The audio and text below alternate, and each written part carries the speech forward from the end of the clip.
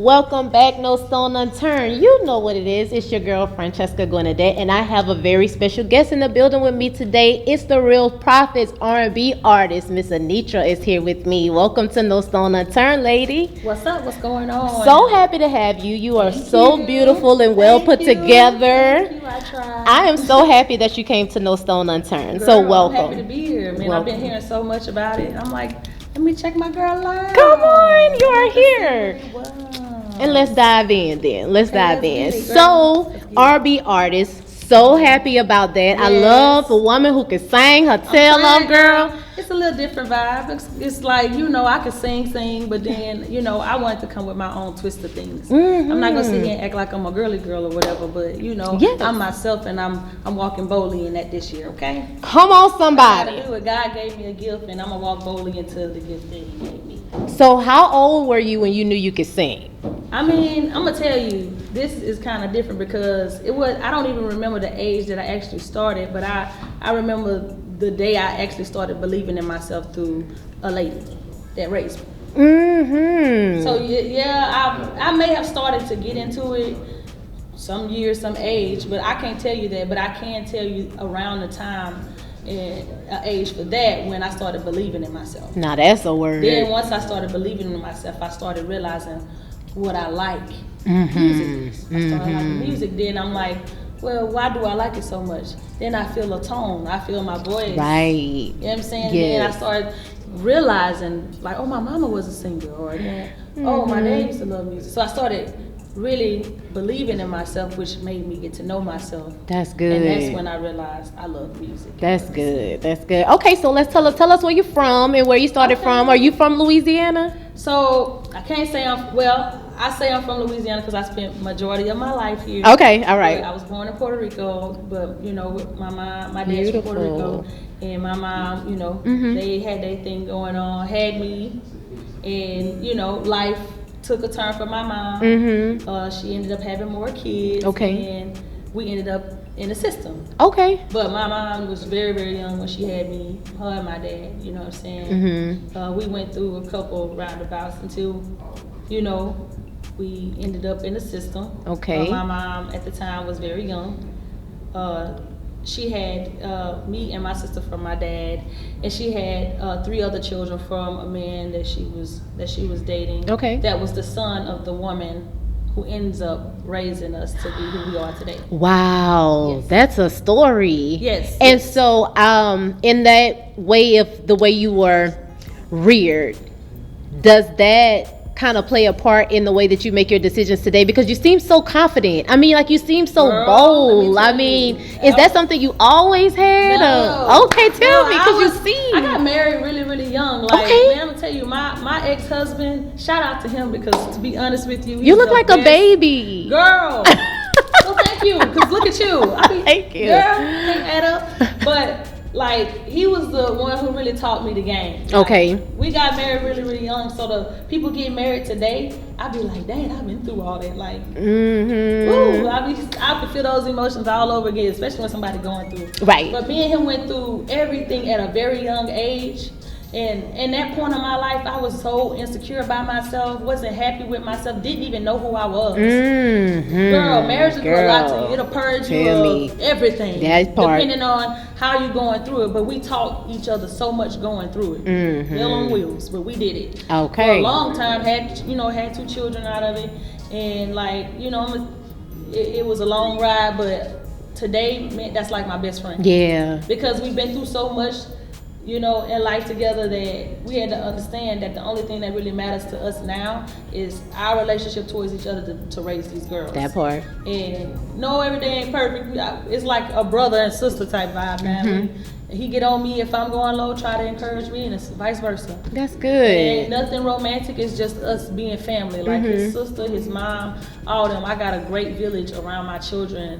Basically, village because we makes all a believe in difference. the same source, God. If anything, we're gonna pray for these kids. We're gonna pray these kids through and pray each other through because man, life, you lifing. That part. Okay, That life, part. life And so now I can see where your confidence comes Yeah, from. Like 'cause my today- confidence comes from God. Like I What? had to go through that. Y'all don't understand. What else could you be confident in? I could be confident in myself all day, but if I got God in me, girl, if I really believe in the source, if faith is small as a mustard seed, it becomes real for me. Because I trust in the real source. That's the real a water word. supply. That's a Okay? word. I'm just saying. So now that you have transitioned over to Louisiana culture, you know, you say you spend the majority of your time here. Yeah.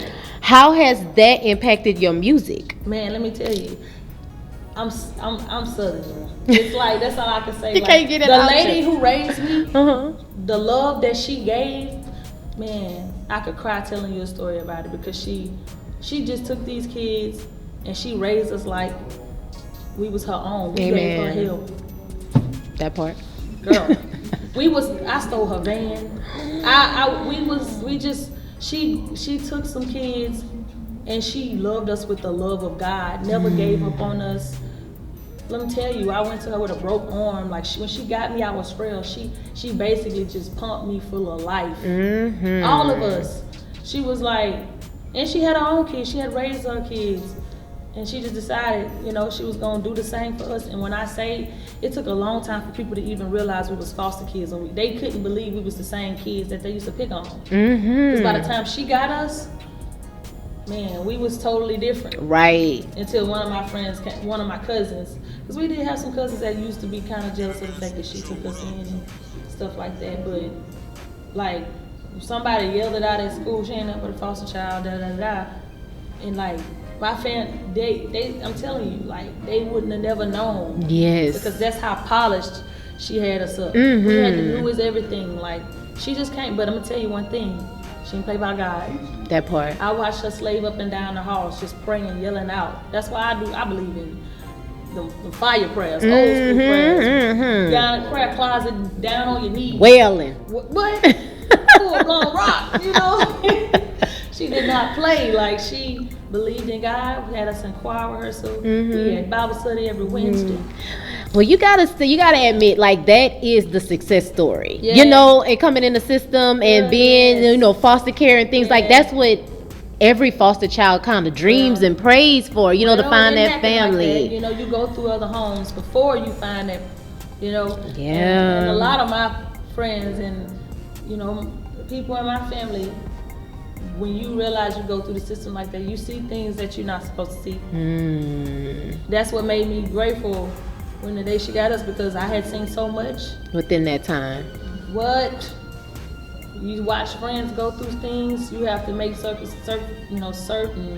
sacrifices yourself for siblings and stuff like that. Yeah. Then you start realizing there's a real darkness in that era. Yes. A lot of kids, and I want to make that clear, a lot of kids, you know, at a young age are subject to being abused in a lot of those foster homes. So you gotta be real careful with that. Right. So I'm like, man, that's a whole different world. Yeah. It's a whole different world. And once you realize how fast you have to grow up to understand that world, that's another reason why I'm like this. So I know that a lot of times in the foster system, some of those kids get out, some of them don't, and some of them grow up to be adults that have the PTSD issues that comes with being in a foster. They never get out of their realm of being a foster kid. So how were you able to transition? Like their children through the system too. That's like, true. Their children, so it's like that. I'm thankful. I'm gonna just say God is so good, and He been on my tree.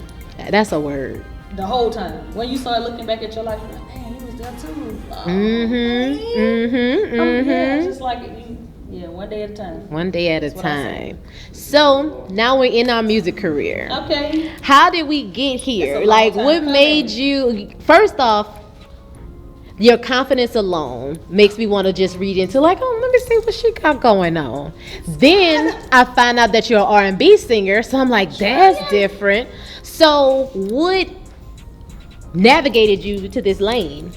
I was gonna give up on this until because it's just like along the way you do little music here and there. You be like, oh, that you think that's nice, okay, but you never like push nothing forward towards it. And then you start really realizing, man, I'm sleeping on myself. And I just, you know, you go through things, you dating and you're trying to do music, you just start crashing through. So I just kind of was like, I don't want to do this anymore. And one day I was talking to one of my friends, me and her actually in a group together, And I'm like, I don't want to do this no more. Mm-hmm. She was like, no, you can't do that. You're too talented. And I'm like, girl, you do your thing, and I'm just gonna be your number one supporter. Okay. I'm out. Mm-hmm. And she was like, no, I'm about to call somebody.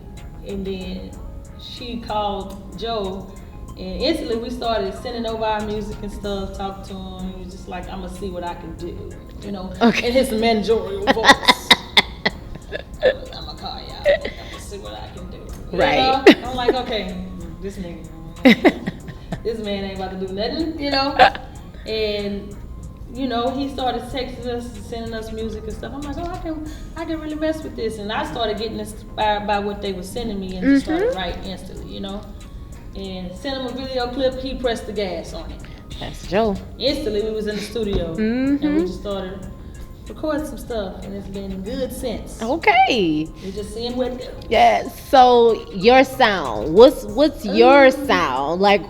Do you have a signature sound, or are you like old school R&B, or what's your sound? Or do you not have a box? Like, don't box me in, give me this. You know what? I wouldn't say box me in, but I'm gonna tell you, I'm very Southern, and I feel like it's just I got my own vibe to.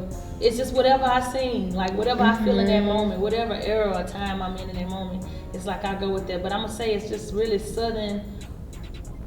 I got a little old school in there, Baton Rouge, because I've been out here so long and I caught their little wave of things. Yes. And just, you know, I like old school R&B, and everything is kind of geared. You put that in a gumbo pot. That's right.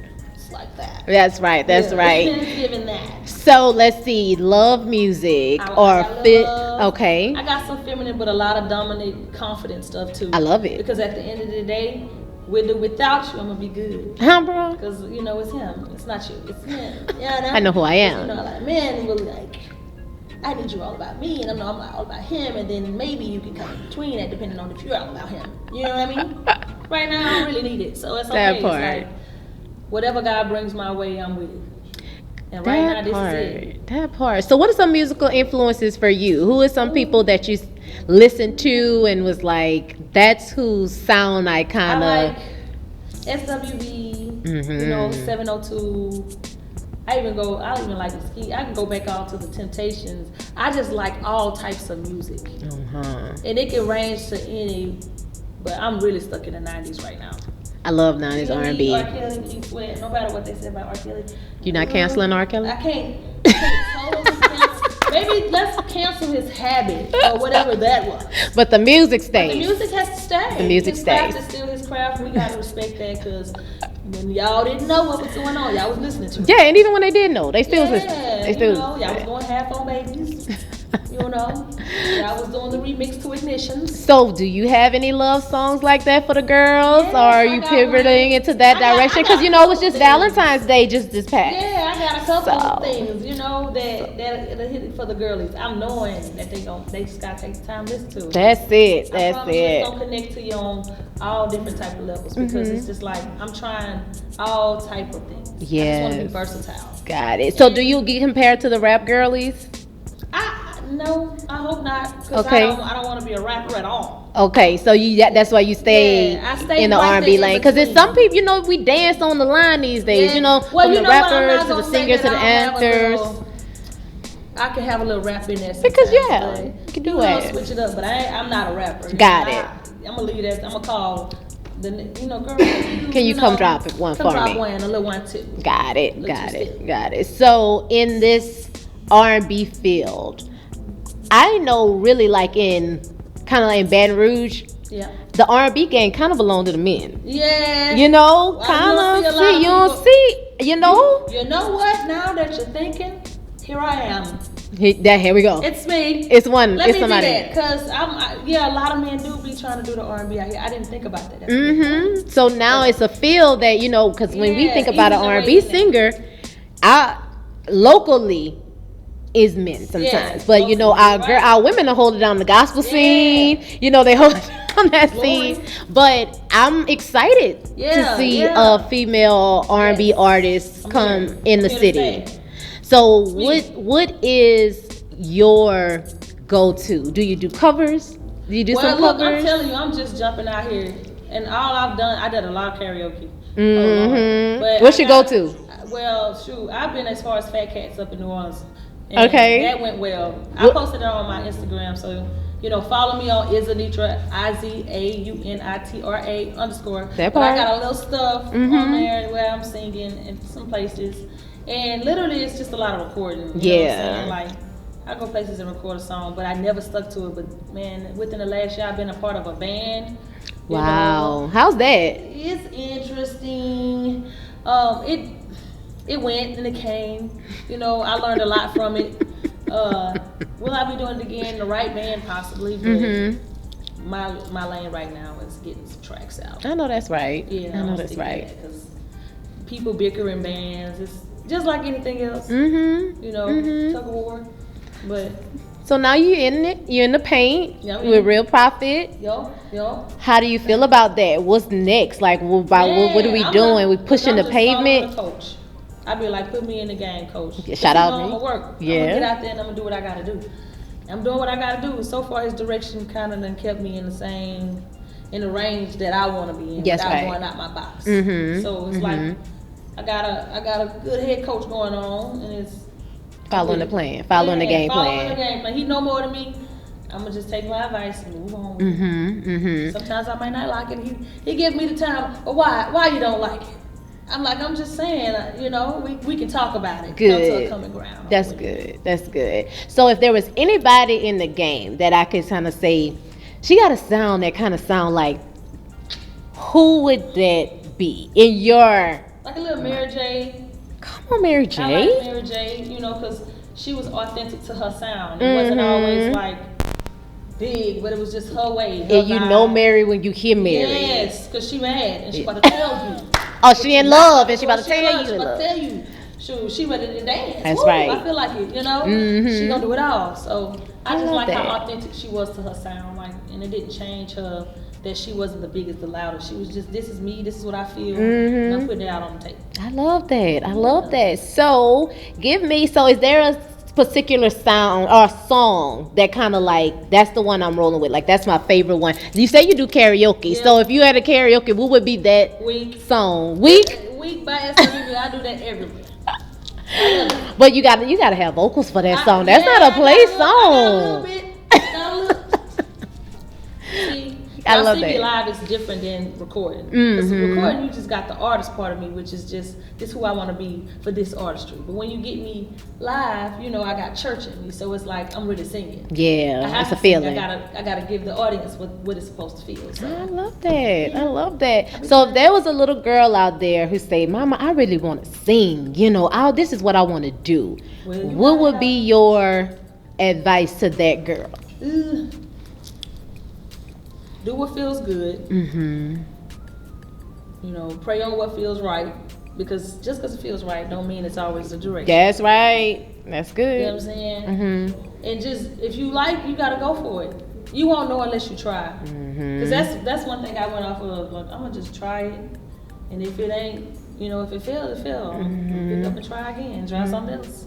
But right now, this is literally what I feel like God put me in the vicinity of. Because everything just was aligning the right way. That's a blessing. For real. Like, it was just, I was getting up every morning. For some reason, I went on this prayer fast for like 2 weeks. Just involuntarily. Like, I just started going every day, realizing I was fasting with it. But I would go to the crosses and I would pray early in the morning, like before work, or, late at night when I get my kids down or something. I'll go just to the crosses because it's right down the street from my house. Okay. And I would just go pray. And then as I prayed, it just gave me so much motivation to like, if you can do this, you can do anything. Because that was the hardest thing for me to do, is be consistent with my prayers. And it just started happening, like he started teaching me, well, I'm going to show you how to seek me, because you're playing games. Tell it.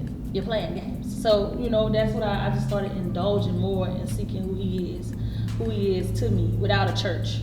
Because usually I'll be running straight to the church. I need the Lord. Come on, and it's in me. I'm the church. Come on. So I started fellowshipping alone, which let me get to know me better, because I'm starting to get to know me through him, which taught me how to deal with other people. That's a word. It brings me to the scripture that greater is he that's in me than he that's in the world. Okay, I have to go with this greater that's inside me, because that's what's gonna magnify what's everything that's in the street. It's not the enemy, it's the enemy. Preach today. Okay? Preach it's today. It's not the enemy, it's the inner you. Think about it. Like I'm saying, you gotta That's a always word. the enemy. That sounds like a song. the You should put that on enemy. wax. Yeah. Telling people. So now that the city has gotten a little introduction to you and who you are, tell us, how are you really like making your way out here? Because Baton Rouge different. You know what I'm saying? Like if you not selling the records out your car, if you not really being in their face, it's way. like, yeah. What's the way? Yeah, right. I can't. I don't have a DVD. How's it been for you though in Baton Rouge? Really, I'm not Like, even. I barely was doing social media, but like I feel like it's gonna happen. I really don't. I can't say too much that I do besides give people my Instagram. come on. But you know, God doing it. I feel like God gonna open that door. It's like I'm not bombarding the city with me. If you like me, you like me. If you don't, I feel like God gonna bring my fans. I really do. I know that's hard to say. I feel because I don't want to force myself on nobody. I want them to authentically like me for me, my character, what I had to bring to the table. And I like that. Okay, I hear you. I like that. And that's how I know I'm gonna have some real fans. You know. Because I got this authentic sound. Yeah, this is me. It's not me trying to win you over. It's just me giving you who I am. Like me, and if you don't, that's okay too. Right. Either way, it's okay. It ain't gonna make or break me. The only thing they can do that is him. So Amen. you can't be scared of man. I'm not. Whatever comes. Amen. Any last words that you would like to leave with No Stone Unturned? Thank you so much once again for coming. And please leave the people with something. Look, follow your heart and trust God. I wake up every morning and say trust God. Amen. Every day. Now follow me at Aunitra _IZAUNITRA_. That part. And you know where to find us on all our various streaming platforms. It's been No Stone Unturned. Thank you so much for coming. Thank you for having me. Thank you so much. Y'all know where to find us. No Stone Unturned. Until next time, baby. Bye. Thank you.